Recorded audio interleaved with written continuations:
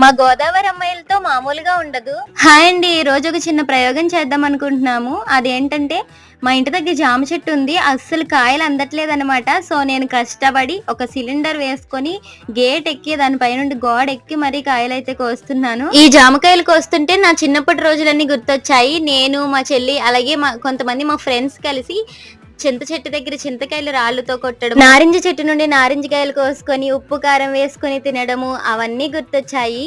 ఇవన్నీ మీరు కూడా చేసే ఉంటారు కదా, ఎలా మర్చిపోతుంది చెప్పండి. ఇవన్నీ మెమరబుల్ డేస్. నేను ఈ కాయలు కోసేటప్పుడు కూడా అంతే ఎంజాయ్ చేశాను. అందులోకి పల్లెటూరులో పుట్టి పెరిగిన వాళ్ళకి ఇలాంటి మెమరీస్ ఎన్నో ఉంటాయి. బాబోయ్, భయం లేకుండా ఇలా ఎక్కేసిందేంటి, పడిపోతే అని అనుకుంటున్నారా?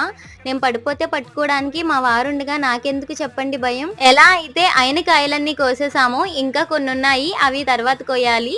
ఈ వీడియో నచ్చితే లైక్ చేసి సబ్స్క్రైబ్ చేసుకోండి. బాయ్, నెక్స్ట్ వీడియోలో కలుద్దాం.